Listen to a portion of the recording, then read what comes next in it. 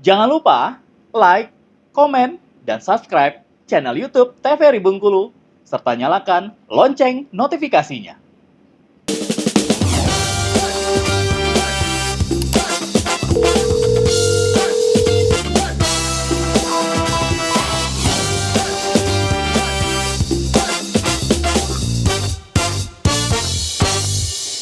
Baik, terima kasih pemirsa, masih di Dokter Kita TVRI Bengkulu tentunya, dan masih bersama saya Khairul Fahmi dan juga Dr. Wenti serta Dr. Reni tentunya untuk hari ini, dan kita masih membahas tentang diabetes mellitus untuk hari ini. Baik dokter, kita lanjutkan lagi dengan penjelasan slide-nya tentang diabetes mellitus ya. Jadi kalau yang udah kena tadi bisa cek atau bisa mengikuti edukasi yang ada di tempat, cari informasi tentang posbindu tadi ya, atau posyandunya tadi ya, gratis ya. Kemudian bisa juga ke vaskes terdekat atau di puskesmas untuk menanyakan lebih lanjut. Oh dok, saya ini kemarin saya cek, saya kayaknya kena gula nih. Apa yang harus langkah-langkah selanjutnya? Nanti boleh nanti dikonsultasikan. Kebetulan di puskesmas juga bisa dilakukan screening ya, screening yang dari kapiler tadi. Kalau yang plasma vena itu yang diambil dari sini ya. Biasanya dilakukan di lab-lab yang lebih proper ya. Kemudian melakukan latihan fisik secara teratur. Jadi prinsipnya tadi ya, dengan BBTT baik, benar, terukur, dan teratur. Jangan asal gerak, udah nyapu dok, udah ngepel dok, udah olahraga dok. Udah gerak nih ya kan? Iya, jadi yang benar, baik, dan terukur ya. Dilakukan olahraga, senam-senam biasa itu boleh, jogging-jogging sebentar juga oke ya. Minimal 30 menit dilakukan sehari sekali. Ya, kemudian mengkonsumsi obat secara teratur. Nah ini harus digarisbawahi ya. Jadi penderita gula itu tidak bisa sembarangan makan obat gulanya. Tadi udah dijelaskan sama dokter Eni ya, ada namanya hipoglikemi. Nah hipoglikemi ini juga terjadi kadang si pasien asal-asalan meminum obat dengan dosis yang tidak tepat, dengan keadaan yang tidak tepat. Jadi oh kemarin sempat dikasih obat gula nih, kayaknya gula saya tinggi katanya. Diminumlah obatnya dengan dosis yang salah. Apa yang terjadi? Bisa langsung drop. Ketika drop terjadi apa? Bisa penurunan kesadaran. Bisa mengakibatkan kematian dok? Bisa saja. Oh bisa, aduh. Ya, jadi itu berbahaya. Kemudian kalau tidak teratur, dia bisa hiperglikemi. Jadi tidak teratur akhirnya tidak sadar dia sudah semakin tinggi gulanya, akhirnya menyebabkan apa? Koma, biasanya koma diabetikum. Akhirnya dia penurunan kesadaran. Kemudian bisa apa paling fatalnya? Kematian. Ada ciri-cirinya nggak sih dok untuk yang kelebihan gula yang terlalu tinggi? Kelebihan gula yang terlalu tinggi biasanya dia akan, kalau sudah sangat tinggi dia tidak akan ada apa-apa lagi, langsung nggak sadar, langsung drop ya? Langsung nggak sadar lagi.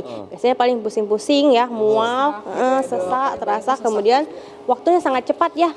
Ketika terjadi hiperglikemi dan hipoglikemi kita beradu dengan waktu. Ya, jadi harus sangat cepat dan tepat penanganannya ya. Kemudian ini tadi harus monitoring kadar glukosa darah. Jadi harus sering-sering dicek ya, sebulan sekali, atau boleh beli alatnya di rumah. Cek sendiri kan yang kapiler itu bisa.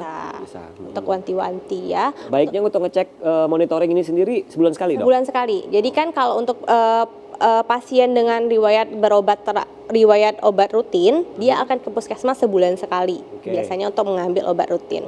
Boleh sekalian langsung cek bisa. Itu untuk yang punya penyakit DM kan? Kalau yang belum punya DM? Kalau belum punya penyakit DM tadi bisa juga ya, sekitar 2 bulan atau 3 bulan sekali cek ya. Dan yang pasti itu tergantung lifestyle juga ya Mbak? Yang pasti harus dirubah gaya hidupnya ya. Kalau kita makan junk foodnya banyak, harus sebulan sekali nggak apa-apa. Ya, karena tadi diabetes tidak memandang usia. Oke, tata laksananya ya tadi ya, gaya hidup sehat, medikamentosa, dan pencegahan komplikasi. Tergantung jenis keparahan penyakit. Jadi kita tidak bisa langsung bilang, oh obat diabetes tuh ini. Enggak, kita harus lihat case by case-nya. Kita lihat pasiennya, keadaannya seperti apa, kemudian ada penyakit penyerta yang lainnya, maka obatnya akan berbeda-beda nantinya ya. Nah, perlu digarisbawahi, diabetes tidak dapat disembuhkan, namun gula darah ini dapat dikontrol dengan pengobatan dan gaya hidup yang seimbang ya. Diabetes tidak dapat disembuhkan. Iya. dapat dikontrol. Dikontrol. Jadi kan obatnya tadi ya ibaratnya tidak bisa digeneralisir, semuanya dapat obat ini sama enggak. Jadi nanti akan dilihat case-nya, oh dia sudah membaik nih, sudah oke nih. Jadi apa yang perlu dilakukan? Mungkin dosisnya akan diturunkan, mungkin obatnya akan diganti yang tidak yang ke arah misalnya dia yang targetnya di usus atau misalnya di lambung ya, yang tidak di bagian darahnya langsung ya. Jadi mungkin akan ada perubahan-perubahan. Makanya itu penting untuk monitoring dan kontrol lagi. Ya. Oke, kalau pasiennya nggak mau kontrol nih dok, itu Nah gimana itu, tuh?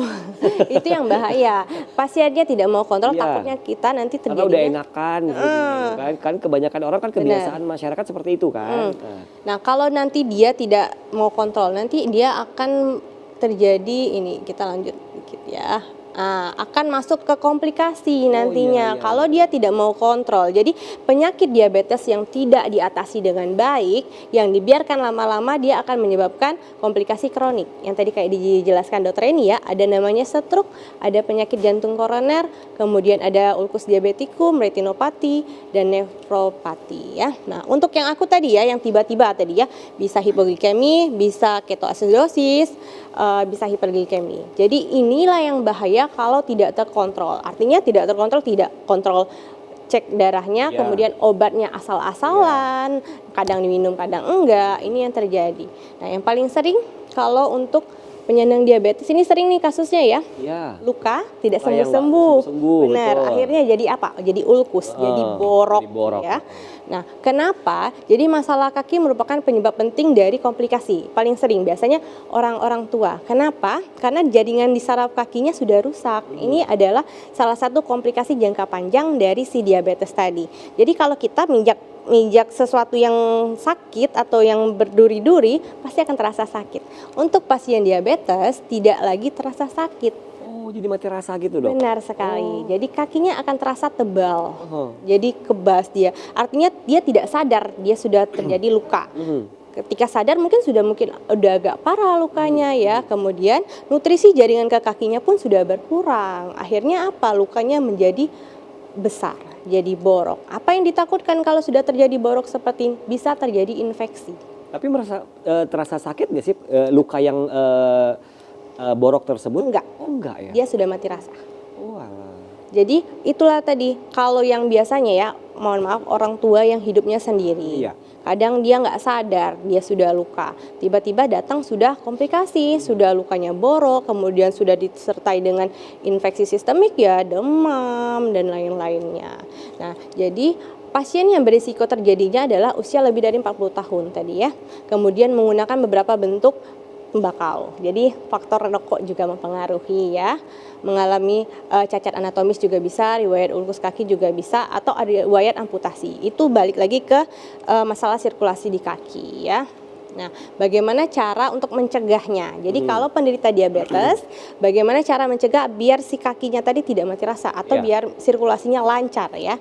Maka bisa dilakukan senam kaki diabetes. Oh ada senam kaki Ya, diabetes. jadi kalau mau lihat lebih lengkapnya boleh lihat di YouTube nanti. Ada senam kaki. Jadi dia digerak-gerakkan, simple sekali ini ya. Latihan senam kaki dapat dilakukan dengan posisi berdiri ataupun duduk ya. Tiduran juga bisa sebenarnya karena gerakan kakinya nggak susah betul. ya, Karena cuman yang digerakkan ditekuk-tekuk, cuman kaki ya. cuman kaki dan jari-jarinya sedikit ya, ditekuk-tekuk, diputar-putar ya, ke kanan, ke kiri, kemudian dinaikkan sedikit. Nanti di YouTube ada nih, tapi kita nggak tayangin di sini sih sebenarnya.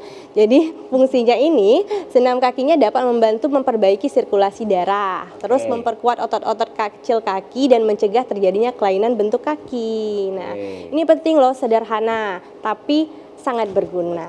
Baik, nanti kita lanjutkan dokter. Kita akan jeda iklan dulu. Pemirsa tetap bersama kami di Dokter Kita TVRI Bengkulu, bersama Kita Sehat.